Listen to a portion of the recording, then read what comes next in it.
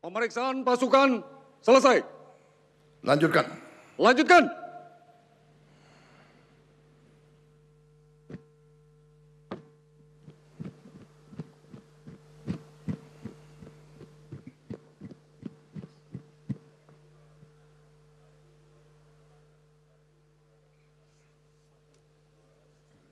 Undangan dimohon berdiri.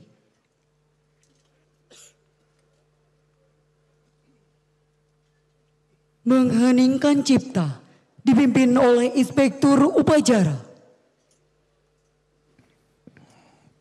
Marilah kita sejenak mengenang arwah dan jasa para pahlawan pendiri bangsa, para pendahulu kita, para syuhada yang telah gugur demi kemerdekaan, kehormatan, dan kedaulatan bangsa Indonesia. Semoga jasa mereka selalu kita kenang dan semoga arwah mereka diterima di sisi Tuhan Yang Maha Kuasa. Mengheningkan cipta, mulai.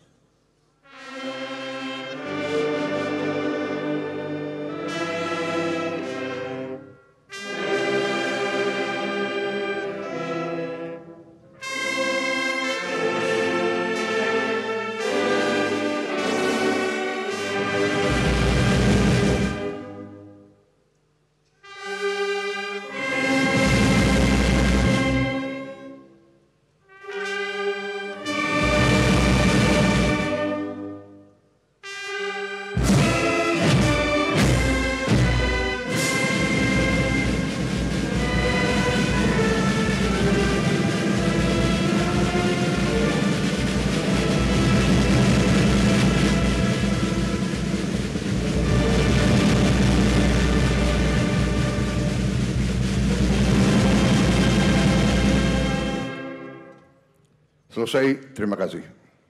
Undangan disilahkan duduk kembali.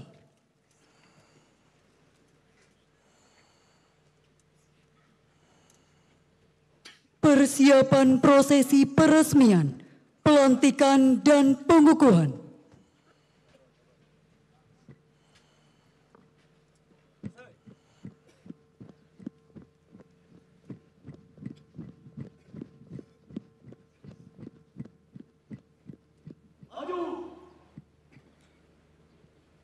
Jalan. Jalan di tempat. Gerak. Henti.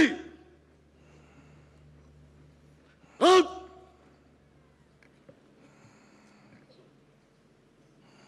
Lapor. Prosesi peresmian, pelantikan dan pengukuhan. Siap. Laksanakan. Laksanakan.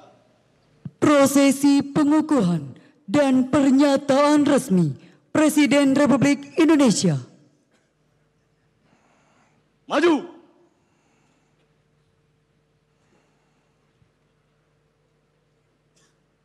Ulangi.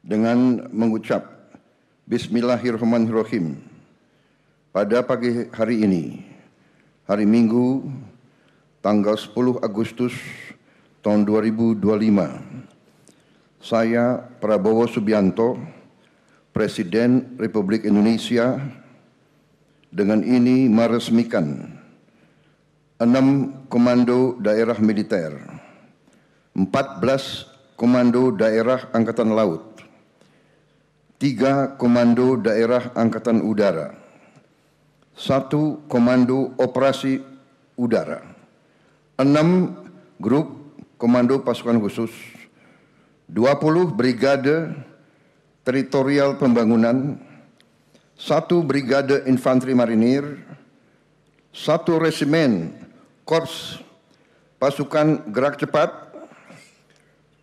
100 batalion teritorial pembangunan, 5 batalion infanteri marinir, 5 batalion komando korps pasukan gerak cepat.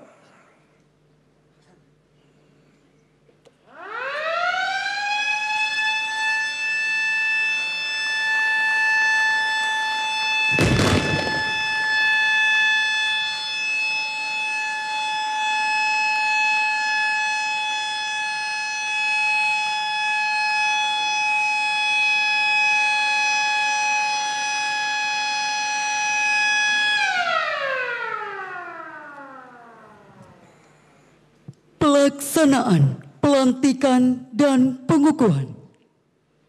Maju. Jalan. Jalan di tempat. Gerak. Henti. Gerak. Maju. Jalan. Jalan di tempat. Gerak. Henti. Gerak. Pelantikan dan pengukuhan oleh Inspektur Upacara. Dimohon kepada Inspektur Upacara berkenan mengambil tempat.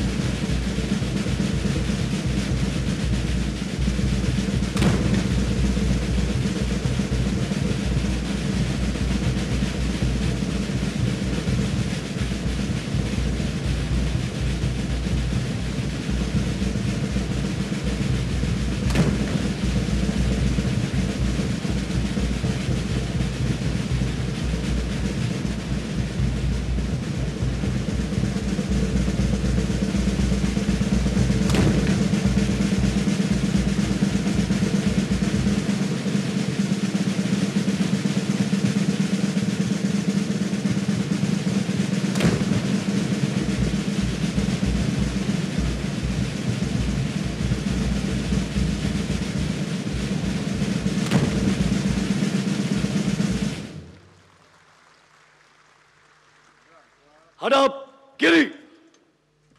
Gerak. Maju. Jalan.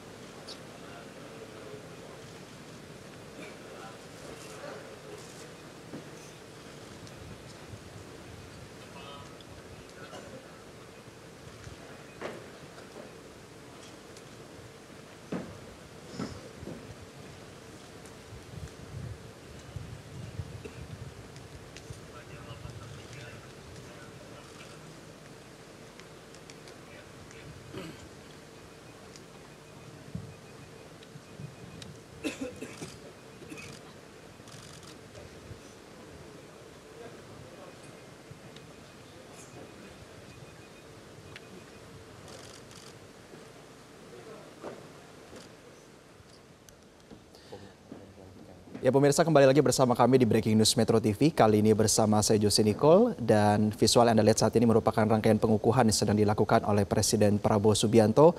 Dan di studio masih bergabung bersama kami Mas Anton, pengamat militer. Mas Anton, kita melihat bahwa Presiden sedang melakukan pengukuhan nih, terutama berkaitan dengan adanya peresmian 6 Kodam baru nih. Bagaimana pandangan Anda berkaitan dengan strategi ya? Pertimbangan strategisnya di balik pembentukan Kodam baru ini seperti apa? Iya, pertama saya melihat bahwa memang sejak 2019 ketika Pak Prabowo menjadi Menteri Pertahanan itu ada perubahan dari sistem pertahanan kita. Ya. Yang tadinya sistem pertahanan berlapis gitu menjadi sistem pertahanan pulau-pulau besar. Gitu. Jadi saya melihatnya ketika ini dinaikkan levelnya Kopassus, Marinir, Kopasgat gitu, dan juga ada pemekaran ini, itu juga tidak lepas dari bagaimana dia ingin mewujud penguatan dari sistem pertahanan pulau-pulau besar. Kata lain bahwa nanti ke depan pulau-pulau besar itu mampu untuk memberikan perlawanan tersendiri. Gitu. Walaupun orang selalu akan bilang perangnya kapan. Gitu ya. Tapi kan kita nggak perlu nunggu perang untuk melakukan itu. Itu satu. Kedua, memang saya juga melihat ada luas wilayah kita itu yang memang sudah given ini. Itu yang memang kadang-kadang di satu sisi ini memang anugerah buat kita, tapi di sisi lain pengelolaannya menjadi ada banyak tantangan. Misalnya di Sumatera itu ada 3 Kodam, satu di Aceh, lalu yang kedua di Sumatera Utara di Medan, Kodam 1 Bukit Barisan, yang satu lagi adalah di Kodam Sriwijaya, ada di Palembang, Sumatera Selatan. Mereka cover, itu luas wilayahnya besar. Gitu ya. Nah, yang nanti kemudian setelah diresmikan ini itu kan dipecah jadi Kodam 1 Bukit Barisan dari 1 jadi 3 gitu ya. Kepri, Riau punya sendiri, lalu juga Jambi, Padang punya sendiri dan lain-lain gitu. Jadi saya melihatnya memang kemudian ini seakan-akan jadi jalan tengah dari adanya keterbatasan anggaran, tapi di sisi lain memang Pasal 11 ayat 2 Undang-Undang TNI itu bilang bahwa yang namanya untuk gelar kekuatan TNI, postur TNI itu harus merujuk pada kebijakan umum pertahanan negara. Tadi ada sistem pertahanan. Dan di penjelasannya itu ditulis bahwa gelar kekuatan itu nggak boleh mengikuti sistem administrasi. Artinya? Sistem administrasi artinya nggak boleh, semestinya setiap provinsi ada kodamnya. Gitu. Jadi penjelasannya di sana gitu. Jadi tidak bisa ngikutin sistem. Itulah kenapa kemudian pecahnya kan 2 jadi 1 gitu. Jadi kayak Sriwijaya sekarang yang tadinya dari Sumatera Selatan, Babel, Bengkulu, Lampung, sekarang cuma Sumatera Selatan dan Babel. Lalu kemudian ini yang baru Kodam Raden Inten, dia mengawasi Bengkulu dan Lampung. Ini ngomong tentang jadi ya dia tidak mau mengikuti itu, gitu, tapi menggabung 2 provinsi di bawah 1 Kodam yang baru. Di sisi lain ya tadi ada keterbatasan anggaran, gitu ya, anggaran, makanya itu kalau misalnya Kodam baru ini kan adalah meningkatkan level level dari Korem kemudian menjadi Kodam, gitu. Walaupun memang harapan saya adalah idealnya ketika kita lagi ada efisiensi anggaran, lalu juga ada keterbatasan, keleluasaan di anggaran pertahanan untuk dibelanjakan, mau tidak mau kan ini butuh ada inovasi. Gitu. Bagaimana kemudian Kodam baru ini itu tidak banyak menyedot anggaran rutin.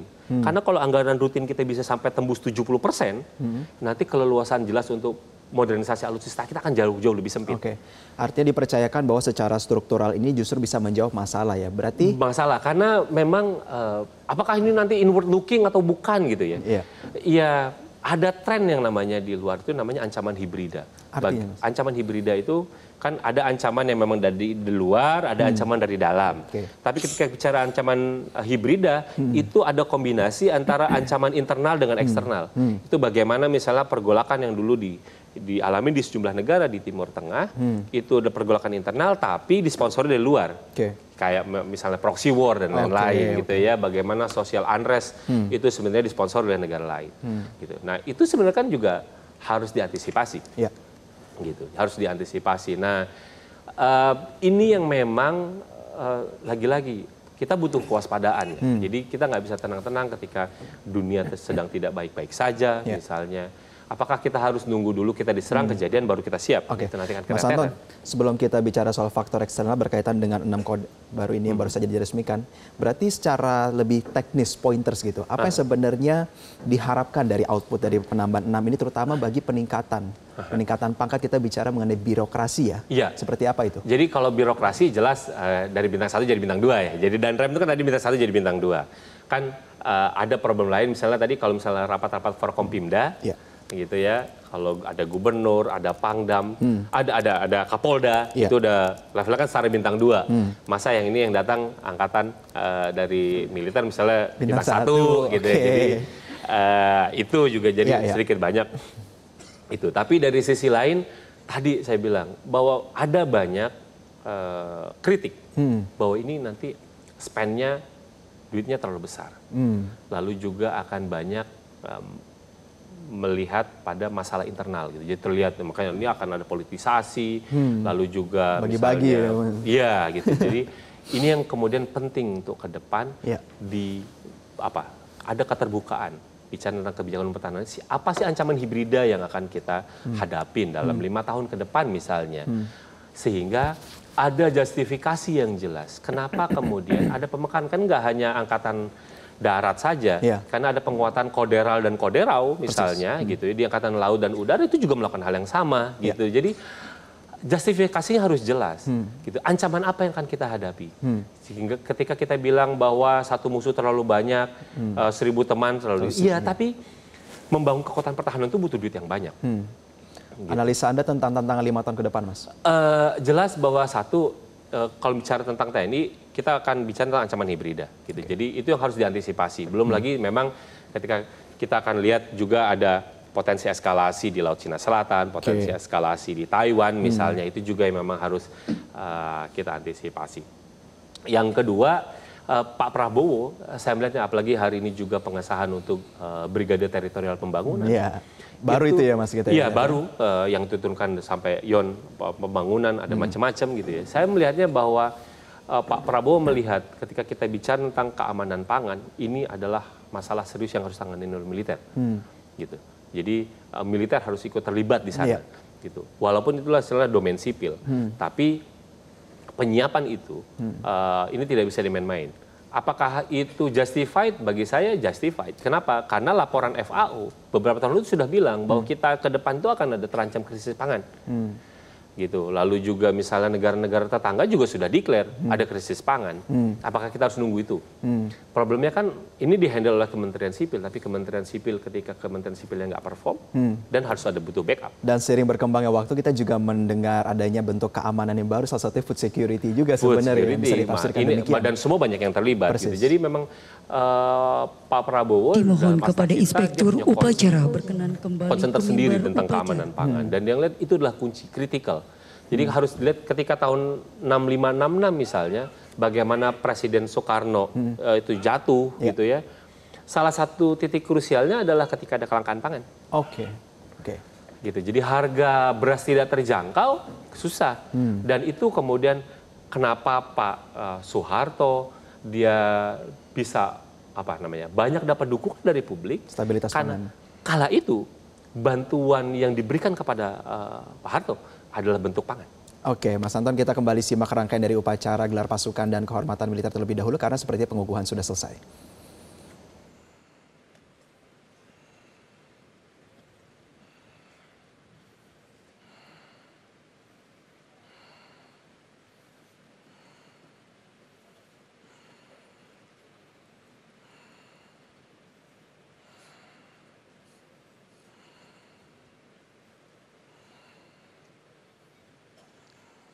Prosesi peresmian, pelantikan, dan pengukuhan telah dilaksanakan.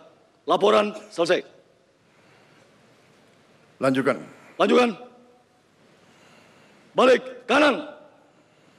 Rak. Maju. Jalan. Jelajahi cara baru mendapatkan informasi. Download Metro TV Extend sekarang.